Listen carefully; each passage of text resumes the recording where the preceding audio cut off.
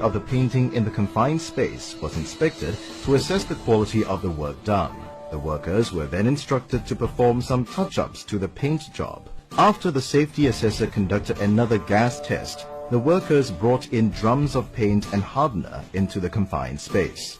One of the workers mixed the paint and hardener in the confined space for 5 minutes. He then distributed the mixture into the empty drums. The roller painting commenced. 30 minutes later, a flash fire occurred. Painting in a confined space had resulted in the death of 1 worker and injured 3 others. What went wrong? Accumulation of flammable vapors.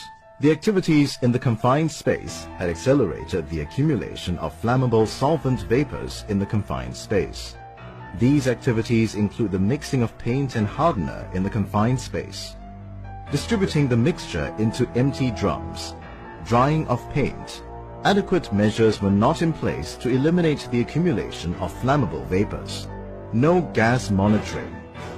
Portable gas detectors were not provided to monitor the concentration of flammable gases in the confined space. Lighting with exposed filament. Electrical wires not properly maintained. Light bulbs with exposed filaments and exposed electrical wires are sources of ignition. No effective maintenance regime was in place to ensure that the lights and wires were in good condition. Lessons learned. Risk assessment.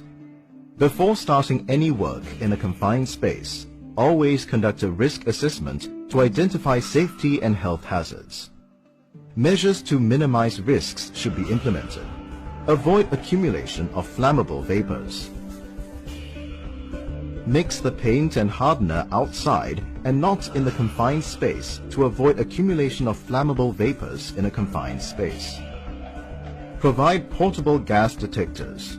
Provide workers with suitable portable gas detectors to monitor the concentrations of flammable gases or vapors while working in confined spaces. The concentrations should not exceed 10% of their lower explosive limits. Use flame-proof lighting. Flame-proof lighting should be used in confined spaces. Establish a regular maintenance regime to ensure that lighting and live wires remain in good condition. Ventilation. Dilution or forced ventilation should be used to dilute solvent vapors to prevent accumulation of flammable vapors within the confined space. Use a stronger force to control airflow during increased painting activities. Ideally, both exhaust and forced ventilation methods should be used together.